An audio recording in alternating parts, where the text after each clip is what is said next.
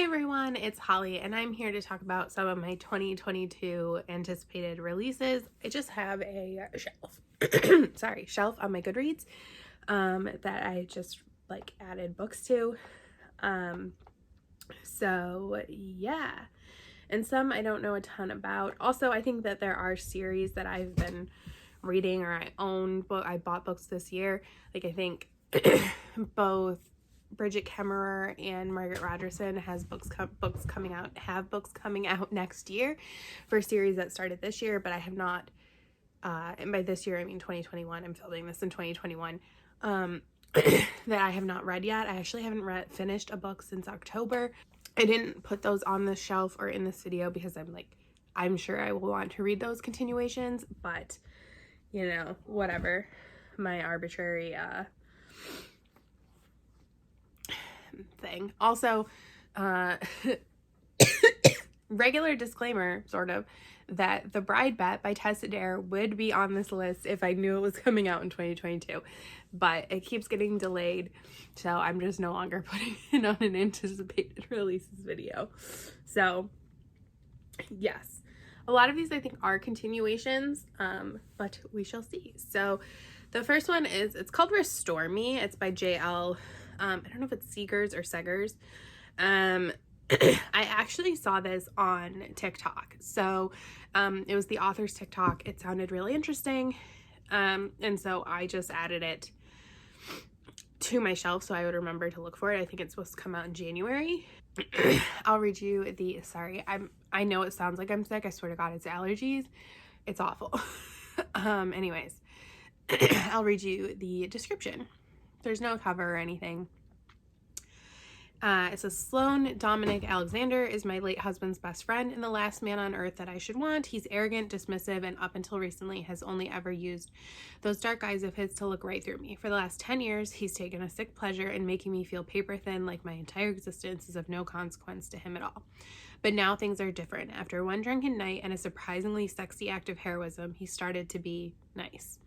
Treating me like something other than the physical embodiment of his annoyance, which would be nice if it didn't make me feel all the things I swore to never feel for another man after my husband died. Sloan Dominic Alexander is going to be my undoing. What's worse, I think I'm going to enjoy being unraveled by the gold flecks. Oh, I get it. Okay, so the first part is Sloan saying this. Okay, so Dominic is now saying this. Sloan Kent is going to be my undoing. What's worse, I think I'm going to enjoy being unraveled by the gold flecks in her hazel eyes and the adorable little way she scrunches her nose up when we're arguing, which we've done a lot over the past decade. She thinks it's because I hate her, and I've always let her think that because the alternative is untenable.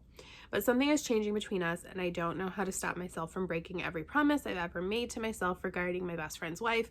Promises that include never telling her that there's a long list of things I feel about her, but hate isn't one of them. Restore Me is an enemies to lovers romance about forbidden romance and love after loss. It is the first book in the New Haven series, an interconnected series of standalone novels. Okay, so this book could suck. It could.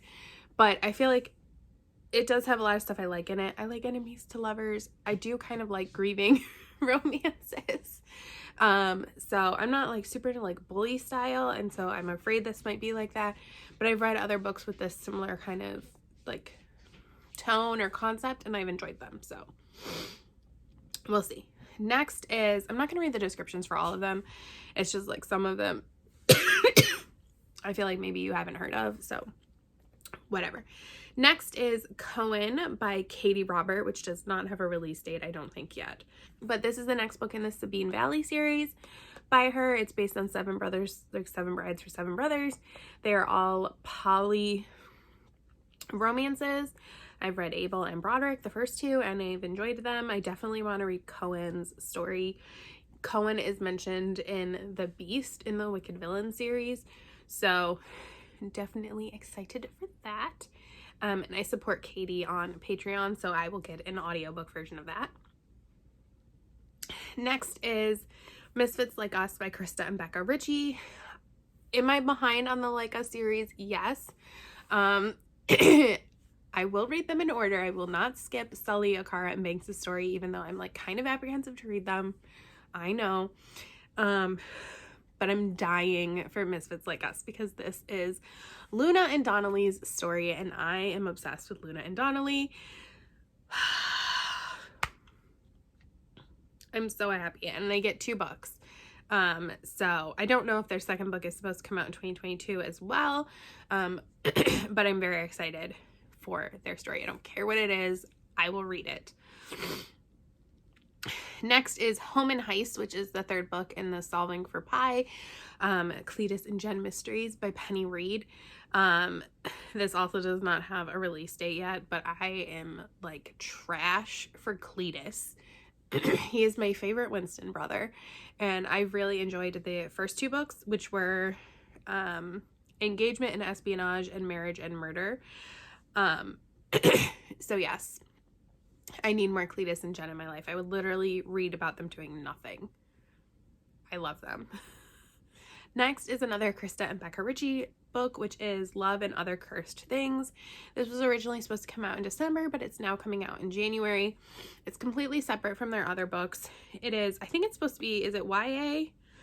I'm not sure if it's YA or if it's supposed to be adult. It is an FF romance. I'll just read you the synopsis. Okay. A sizzling new contemporary FF romance set in a coastal town swimming with secrets, lies, and deep familial bonds.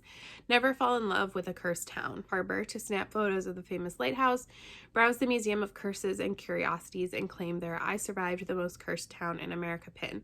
But for me, growing up in Miss Point Harbor wasn't a vacation, not when locals have a deep-seated loathing for my family. They hate my dad, they hate my older brothers, and they hate me, Zoe Durant, the girl who shrunk in high school at the taunts and jeers, like a sad wilted flower. If it wasn't for October Brambilla, it would have been a real living hell. But the moment I could leave my family's disgraced legacy and this cursed town behind, I did. And I vowed to never return. Oh, that's probably why I thought it was YA. It's not. Until the phone call. My brother is in trouble, and I'd risk just about anything for my family, even a curse, even running into October. The daughter of the wealthiest, most revered family in all of Miss Point Harbor. She is town royalty, I'm town scum. She's a goddess, an ice queen. I just want in and out. But she's my total weakness, and she's already been cursed. She wants me gone before I meet the same misfortune. The more she pushes, the more my heart is willing to go up against a stupid old town legend, but my head is telling me to run. No one returns to Miss Point Harbor once they leave. And the longer I stay, the more I realize why. So honestly, I just put it on my list because it's Krista and Becca Ritchie. And as much as I like the Like Us isn't my favorite. The Calloway sisters and the Addicted books are definitely my favorite contemporary by them. I think The Raging Ones is probably their best work though. But I'm kind of excited for them to write in something different. So definitely excited about that. This is Electric Idol by Katee Robert. This is supposed to come out in January. This is the 2nd book in the Dark Olympus series. This is Psyche and Eros story, which I think should be fun. Maybe a revisiting of Beauty and the Beast Smash or Trash, because between this and The Beast by Katee Robert, it might be interesting. But I liked Neon Gods. It's I don't think it's Katee Roberts' best work, but I did enjoy it, and I do want to read Electric Idol. Next is, I think, another January release, and that is The Best Men by Sarina Bowen and Lauren Blakely. I'm a Sarina Bowen fangirl. So of course, anything she writes. Lauren Blakely and I have a mixed relationship, but I'm sure it will be fine. I think it's going to be maybe fake dating, I think. But it's male romance. So as its contents include first times, a secret to-do list, champion level flirting, fast cars, hashtag eggplants, and 2 men who look good in formal wear. So I think it'll be good. I like everything Sarina Bowen writes. So works for me. Next is a book I actually recently heard about and recently added, and that is Something Fabulous by Alexis Hall. This one is also supposed to come out in January. And I read Boyfriend Material and I really liked it. I feel like, why is that a surprise to me? I feel like I had heard things, or maybe it like came out around the same time as Red, White, and Royal Blue, and it just like kind of got connected in my head, and I like DNF'd Red, White, and Royal Blue, so like I was just think this might be a historical romance. Does it say? Yes, it's historical. It is MM. I'll read you the synopsis for this one. It's a romance featuring a reserved duke who's betrothed to one twin and hopelessly enamored of the other. Valentine Layton, the Duke of Malvern, has twin problems. Literally. It was always his father's hope that Valentine would marry Miss Arabella Tarleton, but unfortunately too many novels at an impressionable age has caused her to grow up romantic. So romantic that a marriage of convenience will not do, and after Valentine's proposal, she flees into the night, determined never to set eyes on him again. Arabella's twin brother, Mr. Bonaventure Bonnie Tarleton, has always grown up romantic and fully expects Valentine to ride out after Arabella and prove to her that he is not the cold-hearted cad he seems to be. Despite copious misgivings, Valentine finds himself on a pell-mell chase to Dover with Bonnie by his side. Bonnie is unreasonable, overdramatic, annoying, and beautiful, and being with him makes Valentine question everything he thought he knew about himself, about love, even about Tarleton, about which Tarleton he should be pursuing. So honestly, that synopsis may make me, like, if I had just read that, I would be a little concerned, because sometimes, so first of all, I'm always worried about reading any like LGBT romance set historically. It's why I have like 50 million Cat Sebastian books on my wish list at my library, and I don't read them because, like, how am I supposed to believe a happily ever after when, like, their existence was illegal? So, but I'm sure it's fine and I'll be fine with it. I've said that in the past about, like, well, I'm not a big American set historical person anyways, but about, like, Beverly Jenkins books, for example. So I'm like, how can I overlook the fact that history exists? And, like, that these people aren't going to live horrible lives. And people are like, well, yeah, but, like, every story is like that. And they're not wrong. And I have successfully read Beverly Jenkins, so, and like Alyssa Cole's, An Extraordinary Union and stuff, which that one was probably the hardest, but, so, like, I know I can do it, but also it has potential, like, gay for you tropes, which, but because I've read Alexis Hall before, and I liked, boyfriend material and everything, I think I have faith, I'm going to trust. And that one had potentially, like, annoying characters, which this, like, synopsis has too, but it totally worked in boyfriend material, so I trust him here. Next is an author I've never heard of. Maybe this is a debut. I don't know. No, definitely not a debut. The Girl Who Fell Beneath the Sea by, I think it's Axie Probably O. Which, first of all, this cover, gorgeous. And it looks like it's gonna be a YA fantasy, which YA and I are not in the best place and everything, and I'm not drawn to a lot of YA fantasy right now, but this one caught my eye. It's just come out in February, and I will read the synopsis. Deadly storms have ravaged Mina's homeland for generations. Floods sweep away entire villages, while bloody wars are waged over the few remaining resources. Her people believe the sea god, once their protector, now curses them with death and despair. In an attempt to appease him, each year a beautiful maiden is thrown into the sea to serve as the sea god's bride, in the hopes that one day the true bride will be chosen and end the suffering. Many believe that Shim Zhong, that's probably said wrong, the most beautiful girl in the village and the beloved of Mina's older brother June, may be the legendary true bride. But on the night Chong is is to be sacrificed, June follows Chong out to the sea, even knowing that to interfere is a death sentence. To save her brother, Mina throws herself into the water in Chong's stead, swept away to the spirit realm, a magical city of lesser gods and mythical beasts. Mina seeks out the sea god, only to find him caught in an enchanted sleep. With the help of a mysterious young man named Shen, as well as a motley crew of demons, gods, and spirits, Mina sets out to wake the sea god and bring an end to the killer storms once and for all. But she doesn't have much time. A human cannot live long in the land of the spirits, and there are those who would do anything to keep the sea god from waking. And I think it's a standalone, so you know I'm here for it. So I think it sounds interesting. It has some, like, pretty common tropes or, like, plot points, but I'm good with those. I kind of like CE stories. I didn't realize that was a thing I was into, and then I've read several and I've really enjoyed them. And I think people are saying it's compared to Miyazaki's Spirited Away, which I've never seen or anything, but I know that's very popular. So yes. Okay, so it is a retelling. What's it a retelling of? I don't know. But I'm excited. It could just be like a Asian myth that I don't know anything about. But I think it looks good. I think I initially was drawn to it by the cover, but the title sounds interesting. Next is Shenanigans by Sarina Bowen. Of course, as you know, this one is supposed to come out in March. Sarina Bowen writes a book. I buy it. I mean, honestly, I'm sure I'll get a review copy, but I still buy it.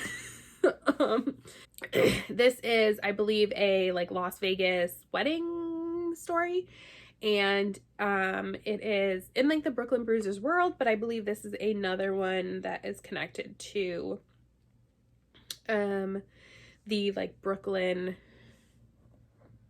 Bombshells, is that their name? The female team of hockey players. Next is Book Lovers by Emily Henry. This is supposed to come out in May. I have not read People We Met on Vacation. I don't know why. I probably will read it. I've heard good things. But I did like, what is that other book called that you wrote, Emily Henry? Beach Read. I don't know why I didn't read The People We Met on Vacation. But yes, I'm excited. I think that Beach Read was good. Then there is, oh my gosh, so excited, even though I haven't read the latest book in this series, The Emma Project by Sonali Dev, which comes out in May. I have been waiting for this. I have not read Incense and Sensibility yet. I'm going to read it. I promise. I don't even know who this is about. Well, I'm sure I would if I thought about it, because this is her Emma retelling, and I think I said in my Emma Smash or Trash video that I needed Sonali Dev to write her Emma retelling. The whole series, the Raja series, is going to be each of the Jane Austen books, and it's just like we don't know when they're all coming out, so this is the Emma one, so that will leave Mansfield Park and Northanger Abbey. Ooh. Sonali Dev, super excited to see what you do with Northanger Abbey, because that's one of my faves. But I think Emma is so hard for people to do. I think that Jane Austen is like every Emma retelling I've read, I did not like. I did not think it was done well. But I have 100% faith in Sonali Dev. If anyone can do it, it is her. I'm not even going to read the synopsis. I'm just going to read it. Now she calls them reimaginings, which maybe that's why she's just better at it. I don't know. I'm so excited. I'm literally just want to do like Emma retelling revisited, even though there aren't any more, just to do this book.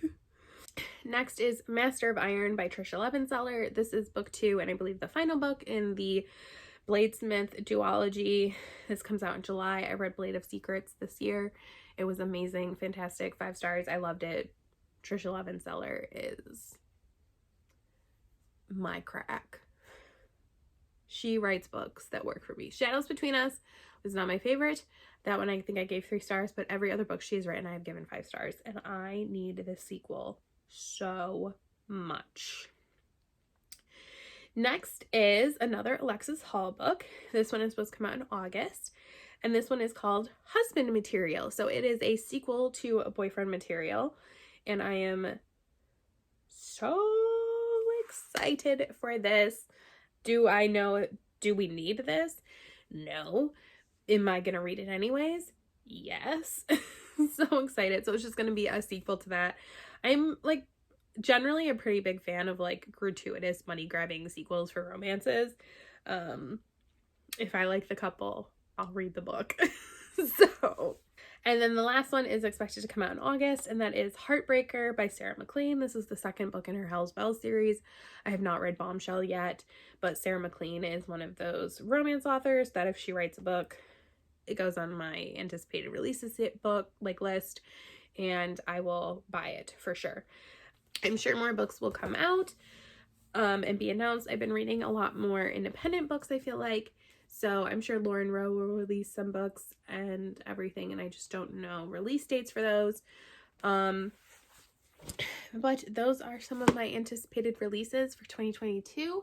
I'm very excited. Hopefully I'll read a book soon. I don't know. Will I even finish a book in the rest of 2021? I don't know. I'm in the middle of like 4 books on my Goodreads, and I don't even dislike any of them. I'm just not in the mood to read. So here we are. Okay, well, let me go spend time with the Murphy, and I will see you next time. Bye!